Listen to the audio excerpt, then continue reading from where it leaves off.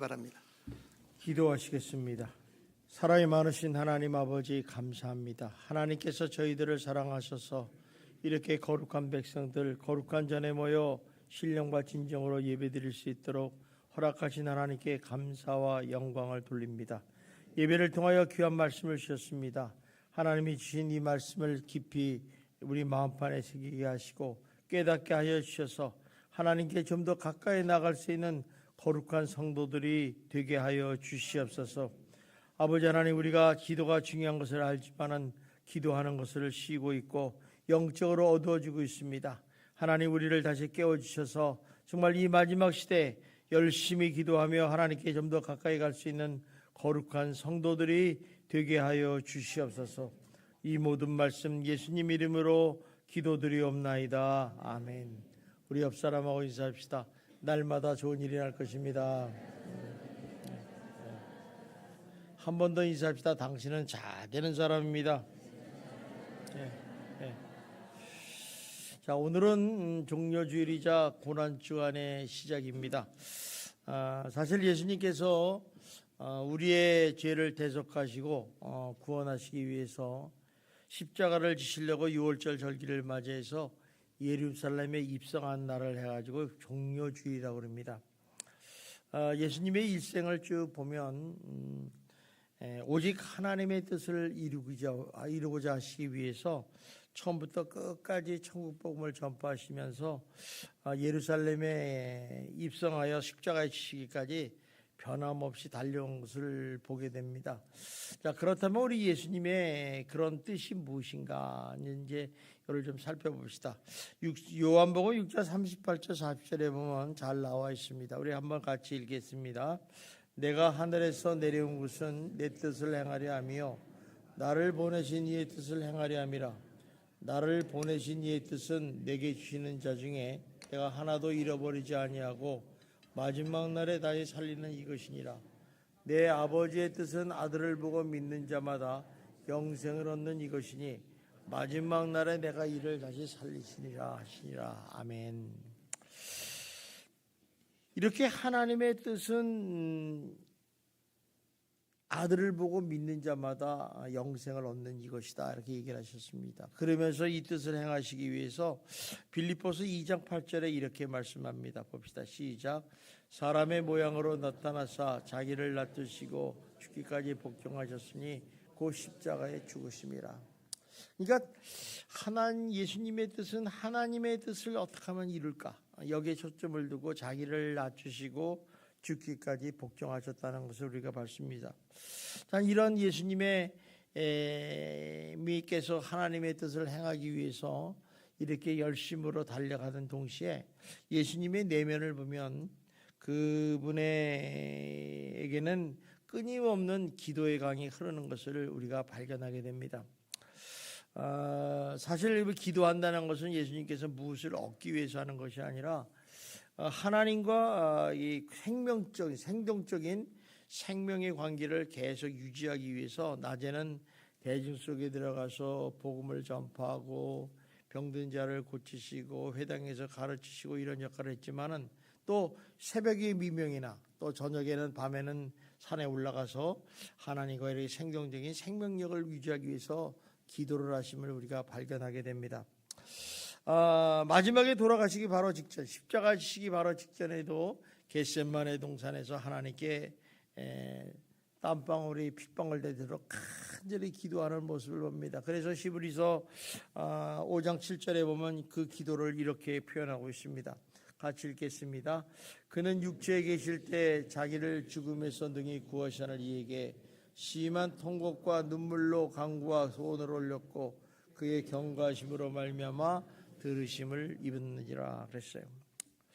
그러니까 이렇게 예수님은 아침에 새벽에 미명에 나가서 기도하시고 또 밤이면 밤에 이슬을 맞으면서 기도하시는 기도하시는 모습을 보면서 제자들은 좀 굉장히 이상하게 생각하셨어요. 사실은 자기네들이 배웠던 기도하고는 여러 다르다는 거죠.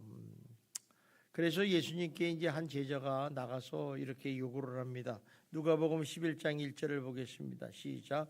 예수께서 한 곳에서 기도하시고 마치심에 제자 중 하나가 여짜오되 주여 요한이 자기의 제자들의 기도를 가르칠 것과 같이 우리의 기도 가르쳐 주옵소서. 그러니까 예수님의 기도에 뭔가 다른 점이 있었다는 거죠. 그러니까 우리가 보면 예수님께서는 보통 이 이스라엘 백성들에게는 하나님을 부를 때 함부로 못 부르셨어요. 왜냐하면 그분은 너무 거룩하시고 그분은 너무 경외스럽고 너무 존경스러운 분이기 때문에 이 여호와 하나님을 입술로 낼 수가 없었어요. 그런데 예수님께서 기도하는 걸 가만히 보니까 하나님을 향해서 아버지 그러더라는 거예요. 그러니까 제자들이 얼마나 궁금했겠습니까? 도대체 예수님은 어떻게 기도하시길래 저렇게 아버지로 기도하는가? 그러면서 이제 여러 가지 궁금증으로 인해서 기도를 가르쳐 달라고 얘기를 합니다. 그러자 예수님께서는 제자들을 얘기다. 또 오늘날 우리 성도들에게 기도를 가르쳐 주시는데 그 기도의 내용을 보면 이 땅을 살아갈 때 구원받은 백성들이 어떤 가치관으로 살아가야 하며 또 무엇을 기도하고 또 어떤 삶을 삶어야 되는지를 가르쳐 주면서 너희는 이렇게 기도하라고 주기도문을 말씀하셨다는 것입니다. 아마 예수 믿는 성도들하면 주기도문 모르시는 사람은 아무도 없을 것입니다. 이 말씀 속에는 보면 이렇게 기도라는 것이 뭐 스스로 깨달아지고 해야 되는 게 아니라는 것을 알 수 있습니다. 그 기도라는 것은 가르침을 받고 배워야지 이렇게 사는 사실을 알 수 있어요. 그래서 많은 사람들에게 성도들에게 기도하십시오 이러면 굉장히 두려워하고 주저하고 떨려하고 이렇게 머뭇머뭇거립니다. 그 이유는 뭐냐면 기도를 배우지 않았기 때문에 그런 경우가 많습니다. 그래서 초신자들 이렇게 보면 당신이 가장 지금 궁금한 게 뭐예요? 그래 물어보면 기도하는 것을 배우고 싶습니다. 이런 질문을 많이 하게 됩니다. 참 그래 마찬가지로 우리가 이렇게 기도를 잘하려면 우선 기도의 그 원리와 기도의 내용과 순서를 알아야 되고 또 이걸 배워서 또 그 후에는 어떻습니까? 성경을 읽으면서 성령의 은혜를 통해서 기도의 훈련을 통해서 기도의 영역을 점점 넓혀가는 그런 역사가 일어나야 된다는 것을 알 수 있습니다. 그러면 예수님이 가르쳐준 주기도문에는 어떤 내용이 주로 있는가? 성경에 보면 주기도문은 크게 두 부분으로 나누고 있다고 그럽니다. 하나는 하나님의 영광에 대한 기도 부분이 있고 하나는 우리의 필요에 대한 간구에 대한 내용이 남아 있어요. 그런데 이제 이 기도를 하는 걸 가만히 보면서 우리가 여기서 발견하는 것은 뭐냐면 주기도문에서 좀 더 근본적인 의미를 보면 하나님의 자녀된 우리가 이 땅을 살아갈 때 정말 어떤 가치관을 가지고 하나님께 무엇을 기도하느냐 되게 중요한 얘기예요. 그래서 이 주기도문을 잘 배우고 순서를 배우면 우리가 기도하는데 굉장히 유익이 되고 도움이 될 수 있다는 것을 발견하게 됩니다. 그래서 우리가 이 주기도문만 잘 알면 정말 우리가 기도를 못한다고는 얘기를 할 수가 없어요. 그래서 여러분들이 나는 기도를 뭘 기도를 해야 될지 몰라 이런 얘기를 하시는 분도 있지만 이 주기도문을 한 절 한 절 이렇게 읽어나가면서 우리 자신을 비추어서 기도를 하면 훌륭한 하나님 앞에 기도하는 장면을 우리가 연출할 수 있다는 것을 보게 됩니다. 그래서 이 기도는 정말 우리 삶에서 가장 중요한 기도요 또 우리들의 삶의 방향을 잘 보여주는 것이라고 할 수 있습니다. 그래서 교회에서는 이 주기도문을 모두 암송하게 하고 또 찬양으로 부르는 이유가 여기에 있다는 것입니다. 그런데 문제는 이런 거예요. 우리가 이 주기도문을 암송을 하는데 이 주기도문이 도대체 무언가를 이해를 못하고 암송만 한다는 거예요. 그러니까 마치 절간에 간 연불 외듯이 그냥 하늘에 계신 우리 아버지 하나님 이렇게 외우는데 그게 아니고 이 주기도문을 외울 때는 그 주기도문의 내용을 하나하나 살펴보면서 생각하면서 기도하게 되는 거죠. 우리가 평소 때 기도할 때는 어떻게 해요? 하늘에 계신 우리 아버지 하고 기도 생각하고 또 나라의 이름을 거룩히 여기옵소서 그러면 기도하고 또 기도하고 이렇게 기도해 나가야 되는데 우리 이제 주기도문을 공동체로 외우면 이제 한꺼번에 그렇게 외울 수밖에 없다는 것을 우리가 알 수 있습니다. 그래서 이번 종로주일이자 고난주간을 비면서 주님이 가르쳐준 이 주기도문을 좀 살펴볼 필요가 있고 묵상할 필요가 있다는 거죠. 그래서 우리도 정말 하나님께서 이 땅을 살아갈 때 어떤 가치관으로 살아가면서 무엇을 기도하고 어떤 삶을 추구해야 되는 것을 좀 살펴보면서 좀 여러분들이 이 귀한 시간이 되시기를 주님의 이름으로 축원합니다. 자, 그렇다면 주기도문의 첫 시작은 뭘로 시작하느냐 보니까 마태복음에 보면 하늘에 계신 우리 아버지요 이렇게 부릅니다. 여러분 다 아시죠? 처음에 뭐라고 시작한다고요? 하늘에 계신 우리 아버지요 이렇게 시작을 합니다. 이 말은 무슨 얘기냐면 우리의 기도의 대상이 하늘에 계신 우리 아버지라는 얘기예요. 그러니까 이 하늘에 계신 우리 아버지라는 얘기는 뭐냐면 인격적이고 또 구체적인 분명한 대상이 있다는 것을 말합니다. 우리가 그냥 기도를 막 그냥 하늘에 계신 신이여 이렇게 기도하는 게 아니라 구체적으로 그분이 어떤 분이란가를 우리가 알고 기도한다는 게 되게 중요하다는 것을 아시죠. 그래서 이 참된 기도는 굉장히 인격적이고 구체적인 대상이 있다는 것을 아시죠. 그래서 하늘에 계신 하나님 이렇게 기도할 때는 뭐냐면 어떤 추상적인 개념이나 뭐 이상이 아니라 실제로 우리를 만드시고 창조하신 창조주 하나님께 기도하는 거예요. 그래서 그분을 우리 아버지로 부를 수 있는 인격의 대상이라는 거죠. 그래서 항상 이 하나님을 실제로 느낄 수 있어야 돼요. 하나님이 지금 나와 함께 하시구나. 또 하나님의 이름을 실제로 부를 수 있어야 되고 또 하나님의 를 들을 수 있어야 되고 응답할 수 있는 분이 하나님이시며 우리가 슬플 때 어려울 때 우리를 위로하시는 분이 하나님이시라는 것을 느끼는 우리 성도가 되어야 된다는 것입니다. 그래서 또 하늘에 계신 우리 아버지를 할 때 그 하나님은 어느 곳에나 모든 곳에 계시는 전지하신 하나님이시라는 것을 우리가 알 수 있습니다. 그래서 하늘 끝에도 있고 바다 끝에도 있고 또 땅 끝에도 계시는 분이 바로 하나님이시라는 거예요. 그 능력의 하나님을 믿고 우리가 기도하라는 거예요. 그러니까 하나님이 뭐 저 하늘에만 계시는 분 같으면 그 목소리가 안 올라가겠는데 우리 곁에서 계시다는 거예요.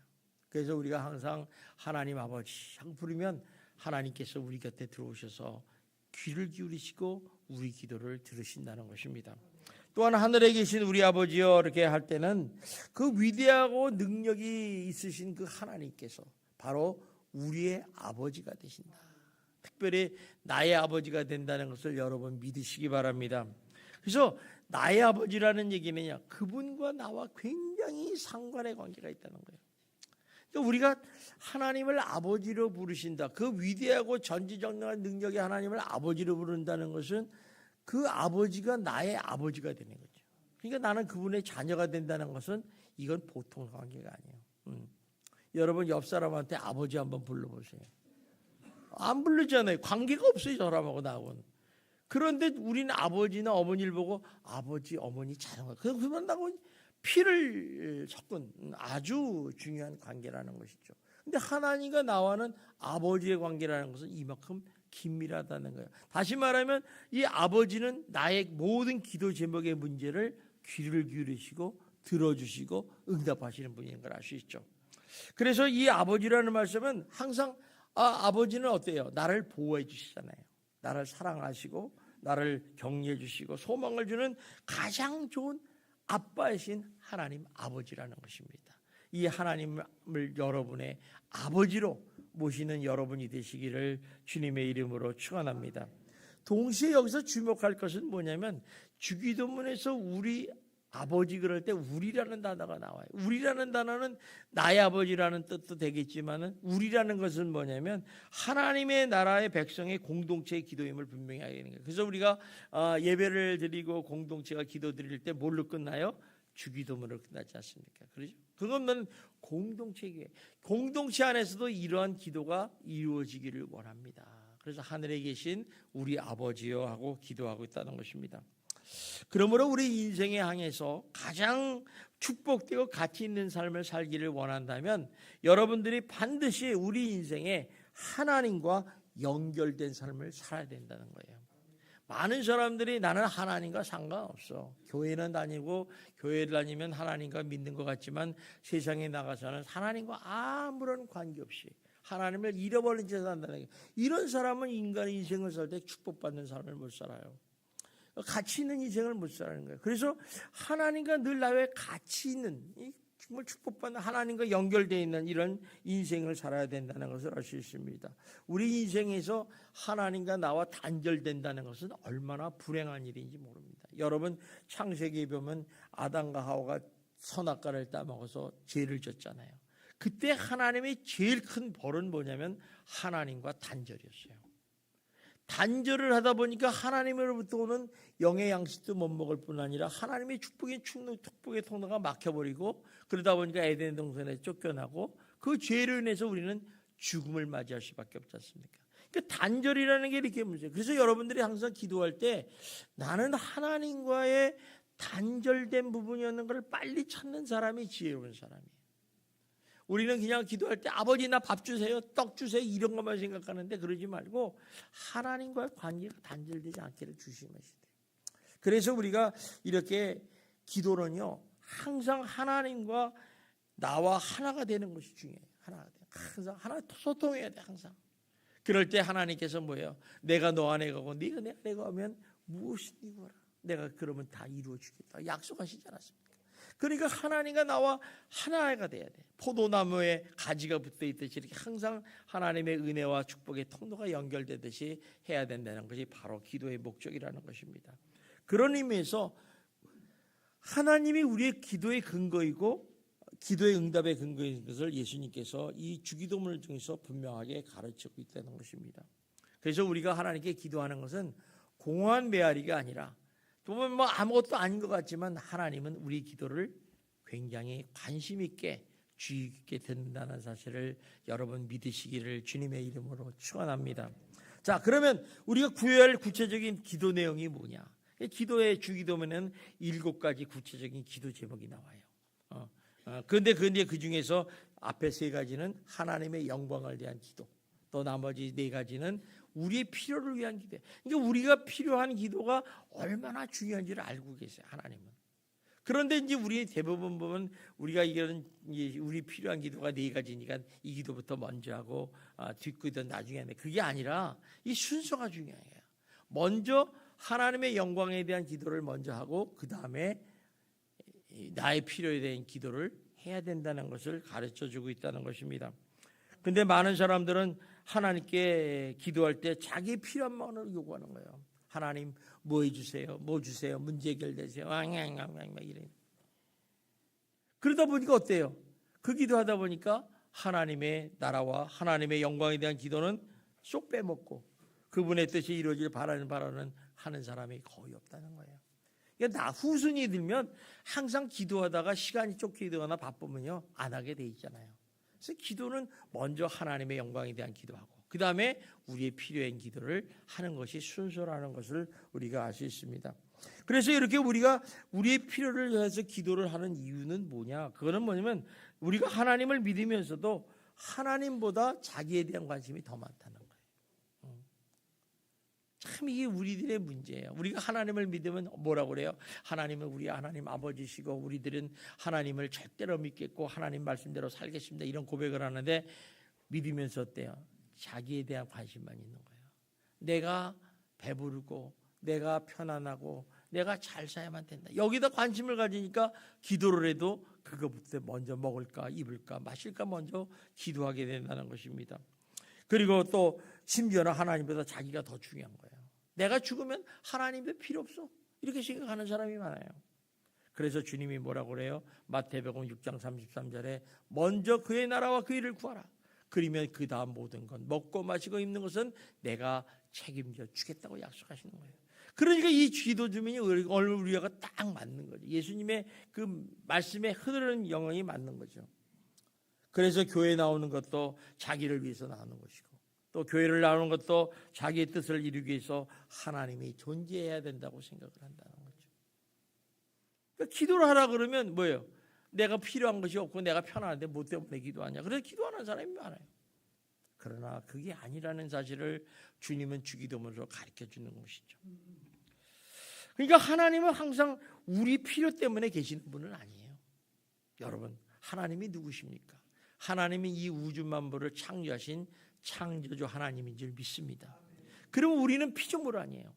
우리는 피조물이고 하나님의 백성이고 하나님의 어린 양이라는 거죠. 이 사실을 믿는다면 우리가 기도는 어떻게 되냐? 하나님의 이름을 높여야죠. 피조물이 창조주를 높이는 건 당연한 거예요. 그죠? 우리가 자녀가 부모를 공경하는 것은 당연한 거예요. 그런데 자녀가 부모를 거역해? 불효를 해? 그거는 맞아 죽어야죠. 사람이 아니에요. 짐승이. 짐승도 자기 부모를 잡아먹어요. 그런데 이게 말이 돼요. 그러니까 하나님의 이름을 높이고 하나님의 그 거룩을 찬양하고 이 땅에 그분의 뜻이 이루어지도록 간절히 기도하는 것이라고 주기도문을 통해서 가르쳤습니다. 그러면 우리가 하나님께 먼저 오늘 뭐 다 알 수는 없지만 하나님께 영광을 드리는 기도 세 가지만 좀 살펴보면서 좀 오늘 은혜를 좀 나누고자 합니다. 우리가 기도할 때 여러분이 꼭 잊어버려야 될 건 뭐냐면 하나님의 영광을 위해 돌리는 기도. 자, 하나님의 이름이 거룩히 여김을 받으시며 또 나라 임하옵시며 뜻이 이루어지는 것. 이 세 가지를 먼저 기도를 하는 걸 빠뜨리면 안 돼요. 그리고 난 다음에 우리의 기도를 하는 것입니다. 그래서 이제 처음에 하나님께서 가르치는 기도 중에 거룩히 여김을 받으시오며 라는 기도 제목이 있어요. 자, 거룩히 여김을 받는다. 여러분 다시 하늘에 계신 우리 아버지여 그 이름이 거룩히 여김을 받으시오며. 거룩히 여김을 받는다는 얘기는 하나님은 원래 거룩하신 분이에요. 그러니까 하나님께서 성경을 통해서 뭐라고 해요? 내가 거룩하니 너희도 거룩하라. 여러분 거룩하시기를 주님의 이름으로 축원합니다. 자, 그러면 이 거룩히 여김을 받으시오의 뜻이 뭐냐는 거죠. 그건 바로 이거예요. 나를 통해서 하나님의 이름이 더럽혀지지 않기를 바랍니다. 나를 통해서 하나님의 이름이 더럽히지 않는다. 하나님의 이름이 욕먹지 않게 해주시옵소서. 그러려면 어떻게 해요? 나를 거룩한 삶을 살게 하여 주시옵소서. 이렇게 되는 거예요. 굉장히 중요한 기도예요. 그래서 우리가 주기도문을 하면서 제일 먼저 거룩히 여김을 받으실 때 나의 회개 기도가 터지는 거예요. 나를 통하여 하나님의 이름을 정말 더럽히지 않았는가? 내가 정말 거룩한 삶을 살았는가? 이걸 돌보다 보니까 기도 제목이 쫄쫄쫄 나오게 되는 거죠. 그러므로 우리 첫 번째 그리스도의 기도는 나를 통해서 하나님의 거룩히 여김을 되도록 도와달라고 기도하는 것이고 또 하나님의 영광을 내는 거죠. 그래서 우리가 이렇게 거룩을 인정하고 그분을 높이기 위해서 그분을 경배하기 위해서 드리는 것이 바로 예배라는 것이죠. 예배 시간에 나와서 우리가 해야 될 일은 뭐예요? 그의 이름을 거룩히 여기고 살았는지 한번 돌아볼 필요가 있어요. 그래서 예배 시간에 나와서 떠들 게 아니라 그걸 기도하는 거예요. 내가 일주일 동안 살았는데 과연 하나님의 이름을 더럽히는 삶을 살았는가? 그렇지 않으면 집에서 먼저 일을 돕고 좀 기도 좀 하고 나온 다음에 하나님께 부끄러움. 지금 이 자리가 하나님의 거룩이 있는 자리잖아요. 성령의 역사가 일어나 하나님의 임재가 있는 거룩한 자리잖아요. 그런데 내가 더러운 육신을 가지고 마음을 가지고 나와서 예배를 드린다는 자체가 얼마나 부끄럽느냐는 거죠. 십계명의 제3계명을 보면 이런 말씀이 있습니다. 우리 한번 봅시다. 시작. 너는 내 하나님 여호와의 이름을 망령되이 부르지 말라. 자, 너는 내 하나님의 여호와 이름을 망령되게 부르지 말라. 이 말은 쉽게 얘기하면 하나님의 이름을 욕되게 하지 말라. 먹칠하지 말라. 세상 사람들은요 하나님의 이름을 아주 너무너무 더럽게 합니다. 그죠? 엄청 많이 더럽게 해요.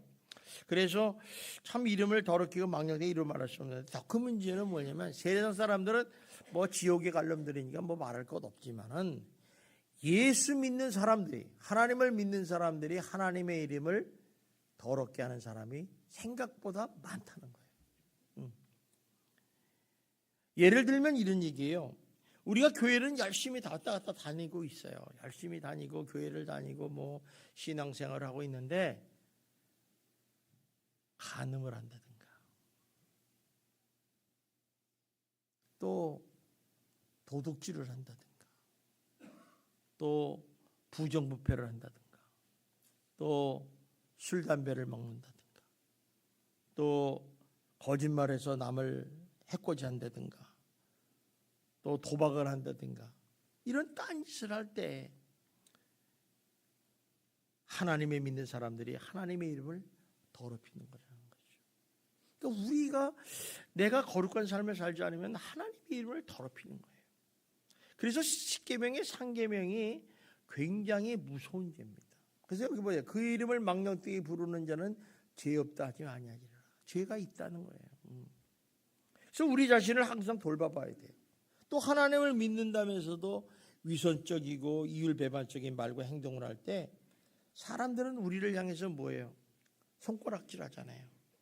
그리고 하나님의 이름을 욕을 먹게 하는 거죠. 야, 저 사람이 예수 믿는 사람이냐? 나 저 사람 같으면 예수 안 믿어. 저 교회가 무슨 저게 교회라고 하냐? 마귀의 집단이지. 이런 소리 하면 하나님의 이름을 욕먹는 거예요. 우리가 삶의 말과 행동과 생활이 정말 하나님의 이름을 거룩하게 하고 있는가 한번 깊이 생각하면서 살라는 하나님의 말씀이에요. 그러니까 기도의 주기도문에는 그냥 간단하니 너희 뭐 이렇게 망망망 하라는 게 아니라 너희가 이 기도 제목 한 절 한 절을 넣으면서 기도 제목을 넣으면서 정말 나는 이렇게 살았는가를 점검하라는 거예요. 점검하라는 거예요. 그러면 우리가 하나님의 이름을 거룩하기 위해서 구체적으로 어떻게 해야 되는가? 뭐 문제는 제일 중요한 거는 먼저 죄악에서 떠나야 되겠죠. 왜 떠나야 되느냐? 이사야서 59장 1절 2절에 잘 나와 있습니다. 우리 보겠습니다. 시작. 여호와의 손이 짧아 구원하지 못하심도 아니요 귀가 둔하여 듣지 못하심도 아니라 오직 너희 죄악이 너희와 너희 하나님 사이를 갈라내었고 너희 죄가 그의 얼굴을 가리어서 너희에게 듣지 않는 시간입니다. 뭐 하나님이 듣는다 안 듣는다가 중요한 게 아니라 오직 너희 죄악이 너희와 너희 하나님 사이를 갈라놨다. 단절이 됐다는 거예요. 여러분 우리가 예배를 드리는데 지금 전기가 나갔어. 나간 이유가 뭐예요? 누가 전기 스위치를 끄거나 단절될 때 나가잖아. 얼마나 답답해요. 물을 집에서 먹으려고 그러는데 샤워하려고 그러는데 기름이 다 했어. 근데 물이 안 나와. 이런 경우 있죠. 여러분은 없나 보다. 나는 경우 한 번씩 당했어요. 말할 수 없더라고요. 근데 왜 그래요? 누가 스코트지를 밑에서 잠그든가 단수가 됐을 때 그렇다는 거죠. 옛날에는 그런 일이 많았어요. 단수라든가 세고 없이 단수라든가 전기가 나가는 경우가 많았다는 거죠. 이렇게 단절된다는 것은 하나님과 나와의 상관이 없다는 얘기예요. 그러니까 이 단절되는 핵심의 주제가 뭐냐? 바로 죄악이라는 거예요. 너희 죄악이. 그러니까 너희가 죄를 짓고 하나님께 기도를 하면 하나님이 네 기도를 안 듣겠다는 거예요. 내가 너하고 상관없는데 내 기도를 들을 이유가 뭐가 있느냐는 거죠. 그러니까 우리가 제일 먼저 버려야 될 게 뭐야? 이 죄악된 생각이나 죄악을 버려야 된다는 거예요. 생활을 버리라.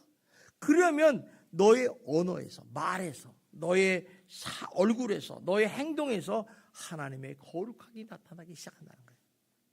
여러분, 분노하거나 우리가 화를 내거나 목소리가 높거나 이런 거 뭐예요? 그 얼굴을 한번 보십시오. 마귀 새끼 같아요. 제가 사진 찍어버려야 되잖아요. 사진 탁 찍어버려요. 소리에 누가 큰 소리 나면 한번 옆에서 찍어봐요. 그냥 탁. 그리고 나중에 탁 보내요. 당신은 마귀의 새끼입니까? 하나님의 자녀입니까? 본인이 고쳐줘요. 본인이. 그러니까 이렇게 우리가 얼마나 이 죄악을 버리고 죄악된 생활에서 버리고 나는 게 중요하다는 거죠. 두 번째는 뭐냐면 그분의 이름을 찬양해야 된다는 거죠. 여러분 천국은요. 이 천국의 음악은 찬양입니다. 특히 찬송가. 정말 좋아요. 여러분이 찬양할 때 죄가 들어오지 않습니다. 여러분 하나님의 말씀을 찬양하는데 죄가 어떻게 들어와요? 찬양하면 죄가 떠나고 마귀가 떠나버려요. 그래서 여러분 마귀가 들고 막 나 불안하고 잠이 안 와. 그럼 보혈 찬송 듣는 거예요. 찬양을 불러봐 입술로. 그 마귀가 다 떠나가 버려요. 더러워서 못 살겠다. 그리고 우리 영혼이 독수리같이 창공을 나는 그런 기쁨이 막 넘친다는 거예요. 그러니까 하나님의 거룩을 드릴 수 있다는 거예요. 찬양을 하면. 또 우리가 거룩을 나타내기 위해서 우리가 최선의 것을 하나님께 드릴 줄 알아야 된다는 것입니다. 사실 우리가 누구를 얼마나 사랑하느냐는 그 사랑하는 대상에 무엇을 드리냐에 달려있다는 거죠. 정말 상대방을 사랑하면요 목숨도 버려요. 이 나라를 사랑하는 사람은 국가를 위해서 어때요? 목숨을 버리는 거예요. 총을 들고 나가는 거예요. 사랑하지 않는 사람은 총 들면 뒤로 도망간다니까. 고물상에 팔아먹는다니까. 우리 마찬가지예요. 명예도 버리고 지위도 버리고 재물도 버리고 명예도 버리고 시간도 다 하나님께 드리는 거죠. 만약에 시시한 것을 드린다는 것은 그 대상을 시시하게 생각하는 거예요. 그렇지 않습니까? 이 사람이 나를 개떡으로 봤네. 딱 받아보면 알잖아요. 이 사람이 정성을 보면 알잖아. 이 사람은 없는데 참 이렇게 감사하다. 알잖아요. 그런데 상대방을 위해서 정말 가치 있고 존귀하게 한다면 가장 가치 있고 값지고 좋은 것을 드릴 수밖에 없는 거죠. 여러분, 한 나드의 옥합의 향유를 깨뜨려버린 그 마리아의 마음, 예수님이 가장 자기 인생에서 가치 있고 존귀하고 사랑하는 분이기 때문에 자기가 가장 가지고 있는 최고의 것을 깨뜨려 드릴 수 있었다는 거죠. 주변 사람이 뭐라고 그래요? 저 여자 미쳤어. 저거 3천만 원이 되는 저 향유를 팔아서 가난한 자에 주면 되겠냐. 이렇게 얘기하는 거예요. 그건 아무 상관이 없는 거예요. 내가 사랑하는 대상에게 뭘 드리느냐가 벌써 그건 하나님의 이름을 거룩하게 여기는 거 아니에요. 예수님이 이를 거룩히 받고 내가 기억하겠다 얘기잖아요. 여러분, 또 성전에서 드리던 두렙돈 낸 과부, 자기 생활비를 드렸대. 생활비. 두렙돈이라면 뭐 여러분 많아봤자 돈 1,000원밖에 안 되는데 그걸 생활하다면 이 여자가 얼마나 구차하고 가난한 여인이겠어요. 그런데 이 하나님의 사랑의 은혜에 너무 감사해서 드릴 수밖에 없는데 이것밖에 없습니다. 드릴 때 예수님이 그걸 보고 내가 가는 곳마다 기억하겠다고 얘기하는 거예요. 하나님의 이름을 드리는 것은 이렇게 우리들의 마음과 정성과 시간과 물질을 드릴 수 있는 그런 것을 통해서 하나님이 거룩한 거예요. 여러분은 하나님의 이름을 거룩하기 위해서 무엇을 드리겠습니까? 이번 사순절길에 한번 생각해 보시기 바랍니다. 그래서 우리가 하나님께 무엇을 드리느냐에 따라 우리의 신앙의 가치가 결정이 되는 거예요. 그래서 시편 96편 8절에 이렇게 말씀합니다. 봅시다. 시작. 여호와 이름에 합당한 영광을 그에게 돌릴지어다. 예물을 들고 그의 궁경에 들어갈지어다. 자, 여호와 이름에 합당한 영광, 합당한 걸 예물을 가지고 들어가라는 거예요. 합당한. 이 되게 어려운 단어예요. 우리는요 헌금할 때도요 무슨 거지한테 헌금하는 것 같아요. 뭐 1,000원, 10원, 10,000원, 뭐 이거 하나님 그런 거 보내라. 하나님은 기뻐하는 거예요. 우리나라 한국교회 처음 초대 신앙들을 보면요 참 가난했어요. 농부들이, 시골 사람들이 가난했는데 이 교회 다니는 사람이 돈이 없지만 그때 지폐가 별로 없잖아요. 지폐가 없는데 지폐가 있으면 턱하고 쪼글쪼글 막 그냥 이렇게 이 지갑이 없으니까 막 쪼글쪼글하죠. 그러면 그걸 바치려고 그냥 얘기를 들어보니까 그 다래미로, 그 이렇게 하는 다래미로 그걸 바짝 펴가지고 성경에 다 꽂아가지고 준비했다가 하나님께 드린다는 거예요. 또 옷도 입으면 옷도 주일날 갈 것은 다 정비해가지고 깨끗하게 빨아서 했다가 그 옷을 입고 간다는 거예요. 참 그런 하나의 마음이 하나님이 얼마나 기뻤을까. 그죠? 이게 중요한 게, 이게 중요한 게. 두 번째는 무슨 기도냐? 나라 임합시라는 간구예요. 이 나라 임합시라는 것은 하나님의 나라가 내게 오기를 바랍니다. 내게 임하여 주시옵소서. 예수님의 기도의 핵심을 보면요, 하나님의 나라예요. 하나님의 나라. 우리도 예수 믿으면 어때요? 죽으면 어디 가요? 하나님의 나라 가잖아. 천국 가잖아. 그러니까 이게 하나님의 나라가 여기에 임해달라는 거죠. 그래서 예수님께서는 이 세상에 오셔서 첫 번째 하신 말씀이 뭐예요? 회개하라, 천국이 가까이 왔느니라. 천국 복음을 전파하면서 하나님의 나라에 대해서 가르쳤어요. 그리고 마지막에 그분이 십자가에 돌아가시고 사흘 만에 부활하신 후에 40일 동안 제자들에게 나서 그 바쁜 나중에 딱 가르치기 하나 있는데 하나님의 나라의 일을 가르쳤다는 거예요. 그러니까 예수님은 어디를 가든지 하나님 나라를 잊어버리지 않았다는 거예요. 정말 우리가 기도할 때 나라의 임없이 하나님 나라가 지금 내 현장에, 내 삶에, 내 마음에 임하게 하여 주시옵소서. 이런 거죠. 임하지 못했다면 내가 무엇이 잘못됐는가를 발견해야 된다는 것입니다. 인간을 중심으로 하는 이 세상의 나라는 미움과 분노와 갈등과 투쟁과 양육강식으로 움직이지 않습니까? 그런데 하나님 나라는 뭐가 원리가 돼요? 사랑과 용서의 원리가 있지 않습니까? 그래서 거기서 섬김이 나오고 봉사가 나오고 협력이 나오고 헌신이 이루어지는 거예요. 그러니까 내가 이렇게 내 사랑과 용서의 원리가 있는가? 내가 누구를 미워하고 갈등하면 사랑과 용서의 원리가 있는가? 생각을 해봐야 된다는 것입니다. 또 하나님 나라는 어떤 거냐? 그 주인이신 하나님이가 통치하는 곳에 있는 곳이에요. 하나님의 말씀의 영향력이 있는 곳이 바로 하나님의 나라라는 것이죠. 근데 나는 일주일 동안 하나님 나라 안에서 살고 있는가? 하나님의 영향력을 받고 있는가? 하나님의 통치를 받고 있는가? 이거를 생각하면서 주기도문을 암송하면서 기도하라는 것이죠. 하나님의 나라에게는 장소의 개념이 아니라 통치의 개념이에요. 어떤 사람이 하나님 나라 저기 있다, 뭐 저 브라질 뒤에 있다, 뭐 북극으로 올라가면 있다, 그런 게 아니라는 거죠. 하나님의 다스림이 어디에 있느냐.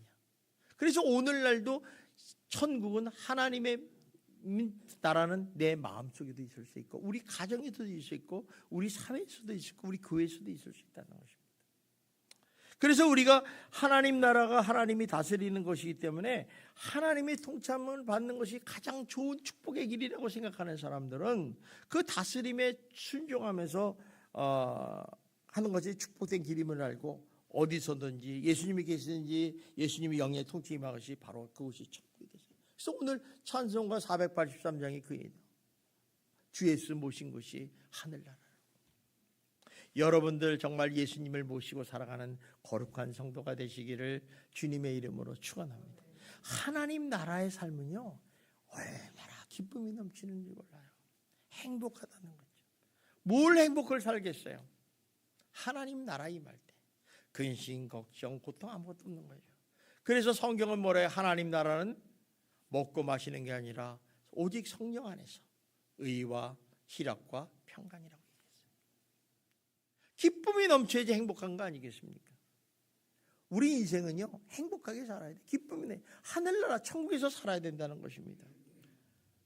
그래서 우리가 단순히 예수를 믿는다 안다는 것이 아니라 예수님을 나의 왕으로 모시고 그 지배와 통치를 받기를 결정하면 그의 명령하는 대로 지켜 행할 때 비로소 천국이 나에게 임하는 것을 느끼기 시작하는 거죠. 그래서 여러분 한번 실험해 보세요. 내가 하나님의 통치를 받고 있는 하나님의 자녀구나. 그러면 나는 이제 하나님 말씀대로 살게.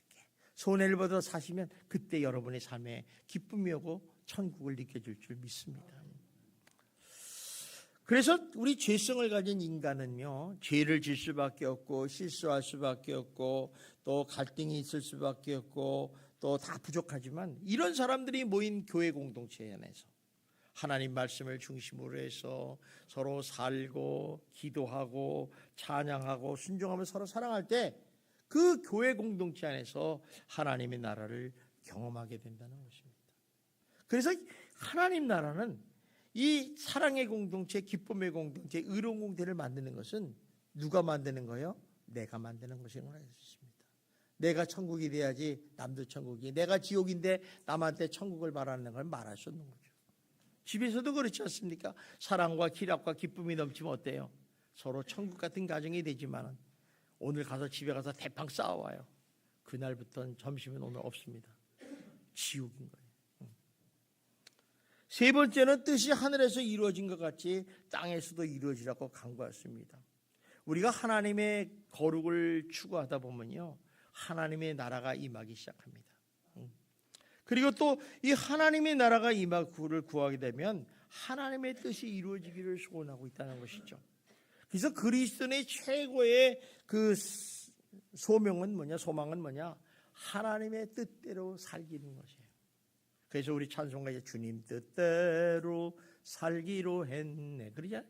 주님 뜻대로 사는 것이 우리 그리스도인의 최고의 소망인 거예요. 그래서 우리가 기도할 때 진정한 하나님의 뜻이 오늘 여기에 이루어지게 하옵소서 하고 기도를 한다는 것입니다. 자, 그렇다면 하나님의 뜻이 무엇입니까? 천국에서도 이루어지고 이 땅에서 이루어질 그 하나님의 뜻은 딱 하나예요. 여러 가지가 있어요. 뭐 감사하라, 쉬지 말고 기도하라, 범죄가 이거는 그리스도 안에서 하나님의 뜻이니라 이런 얘기도 있지만은 하나님의 궁극적인 하나님의 뜻은 뭐냐? 그것은 바로 인간을 구원하시는 하나님의 계획이라는 것이죠. 그래서 예수님께서 요한복음 9장 6장 39절 40절에 이렇게 말씀하셨어요. 봅시다. 시작. 나를 보내신 이의 뜻은 내게 주신 자 중에 내가 하나도 잃어버리지 아니하고 마지막 날에 다시 살리는 이것이니라. 내 아버지의 뜻은 마지막 날에 내가 이를 다시 살리라 하시니라. 그러니까 아버지의 뜻은 하나도 잃어버리지 않고 마지막에 다시 살리는 것이다. 그러니까 인간을 향한 하나님의 뜻은 뭐예요? 영원권이다. 이게 영원권. 그래서 하나님은 여러분을 구원시킴을 통해서 영광을 받으시는 거예요. 그래서 우리가 잃어버린 그 영혼들이 하나님께 돌아와서 예배드리는 것을 하나님이 기뻐 받으시는 거잖아요. 이게 영광을 돌리는 거 아니겠습니까? 여러분, 영원히 구원이 안 된 사람은요 하나님께 예배를 드릴 수가 없어요. 여기 중에서 예배 여러분 예수님 안 믿는 사람 있습니까? 다 믿잖아요. 그러니까 여러분이 예배를 드리니까 주일날. 그런데 영원 구원이 안 된 사람은요 예배를 안 드려요. 난 혼자서 그냥 집에서 예배를. 여러분, 그거 말도 안 되는 얘기예요. 누가 가르쳤는지 모르겠어요. 자기 신앙이 가르친 거예요. 자기 마음이 가르친 거죠. 그런 법은 없어요, 세상에. 하나님이 교회를 만드신 이유가 분명히 있잖아요. 그래서 그것 때문에, 이 영원 구원 때문에 하나님께서 이 땅에 하나님이신 본체가 하나님이 예수님께 이 땅에서 인간의 몸을 가지고 성육신하셨다는 거예요. 여러분, 세상에 그 전지전능하신 그 만왕의 왕이신 하나님이 그 높은 권리와 보좌를 버리고 이 땅에 인간의 몸으로 왔다는 거. 인간의 몸은 고생 아닙니까? 근데 그분이 영원 구원 때문에 오셨다. 그리고 그것 때문에 우리 인간을 구원하기 위해 예수를 십자가에 못 박혀 죽게 하셨다는 거죠. 그 죽게 하시는 그 고난의 마지막 클라이막스가 바로 이번 고난 주간 아니겠습니까? 그래서 이 고난 주간에는 딴 거는 다 2차적으로 하고 먼저 예수님이 정말 나를 얼마나 사랑하셨기에 나를 위해서 십자가를 지셨는가, 그 주님의 사랑과 은혜를 깊이 묵상하는 시간이라는 것이죠. 종료주일이나 고난 주간에는 뭐 부활절 날 떡 먹고 이러는 게 아니라 그 사랑을 아는 사람들이, 은혜를 아는 사람들이 부활을 기쁘게 맞이할 수 있는 거예요. 내가 이런 인생을 살았지만은 하나님께서 나를 위해서 십자가의 부활을 죽으시고 사흘 만에 부활하셨기 때문에 나도 죽어도 부활하여 천국에 간다. 이 소망을 갖게 하는 것이 바로 부활절의 의미라는 것입니다. 여러분, 그래서 요한복음 3장 6장 38절에 주님이 이렇게 말씀하셨어요. 보세요. 시작. 내가 하늘에서 내려온 것은 내 뜻을 행하려 함이 아니요 나를 보내신 이의 뜻을 행하려 함이라. 나를 보내신 이 뜻을 행하려 이 땅에 왔다는 거죠. 그렇기 때문에 우리가 하나님의 뜻은 지옥으로 지금도 달려가는 그 수많은 영혼들을 향해서 복음을 전하기를 해서 우리를 사용하시는 거잖아요. 여러분의 가정에 예수 아직도 안 믿는 사람, 또 여러분의 주변에 있는 친구들, 친척들 복음을 전하시기를 주님의 이름으로 축원합니다. 이거는요 그냥 예수 믿어 이렇게 가지고는 안 돼요. 강권적으로 얘기해요. 강권적으로. 저는 장례식장에 가면요 그 유가족들을 보고 예수 안 믿는 사람은 강권적으로 막 얘기합니다. 예수 믿으라고. 그만큼 시급한 문제예요. 시급한 문제. 이걸 다시 말하면 전도라고 그러죠. 더 폭이 넓으면 선교라고 얘기하지 않습니까? 그래서 예수 믿는 사람 무엇을 위해서 살아야 되느냐? 하나님의 뜻을 이루기 위해서 산다는 거예요. 저는 우리 예수만교회 모든 성도님들은 정말 하나님의 뜻을 이루는 그런 복된 삶을 사시기를 주님의 이름으로 축원합니다. 그래서 교회는요 전도를 하기 위한 교두보고 전초직이에요. 그래서 전도하는 교회는요 굉장히 시끄럽습니다. 전도하는 교회는요 기도를 많이 합니다. 전도하는 교회는 성령 충만한 교회예요. 그러나 전도 안 하는 교회는요 기도를 안 합니다. 성령 충만하지 않습니다. 전도하지 않는 교회는 부흥을 하지 않습니다. 여러분 딱 보세요. 아, 저 교회가 왜 저렇게 오래됐는데 부흥 안 하지? 바로 그거예요. 하나님의 본질을, 그러니까 하나님이 그 교회를 성장시킬 수가 없는 거예요. 그래서 여러분들 우리 하나님 뜻을 이루기 위해 간절히 기도하시고 전도하시는 성도 여러분이 되시기를 주님의 이름으로 축원합니다. 오늘 주님께서 우리에게 말씀하셨어요. 하나님의 영광을 위한 세 가지 기도. 우리 한번 해봅시다. 시작. 나라 임하옵시며, 다시 한번 시작. 이름이 거룩히 여김을 받으시오며 나라 임하옵시며 뜻이 이루어지겠지 땅에서도 이루어지이다. 이 세 가지 기도 하나하나 놓고 기도하십시오. 이 뜻을 생각하면서 기도를 하면 하나님께서 그를 통해서 영광을 받을 줄 믿습니다. 기도하겠습니다. 사랑이 많으신 하나님 아버지 감사합니다. 하나님께서 우리들에게 주기도문을 가르쳐 주셨습니다. 그럼에도 불구하고 우리는 이를 잘 이해하지 못하고 암송만 할 뿐입니다. 하나님 용서해 주시고 주기도문을 통해서 아버지 기도할 때 우리 기도가 정말 하나님을 기쁘게 하는 기도가 되게 하여 주시고 하나님의 영광을 위한 기도가 될 수 있도록 인도하여 주시옵소서. 이번 사순절 기간을 통해서 마지막 종려주일이다 고난주간을 지내고 있습니다. 예수님께서 십자가에 돌아가심의 그 사랑의 은혜와 사랑을 깊이 깨닫게 하여 주시고 아버지 하나님 부활하신 그 부활절날 부활의 주님을 맞이할 수 있는 놀라운 성도들이 되게 하여 주시옵소서. 이 모든 말씀 예수님 이름으로 기도드리옵나이다. 아멘.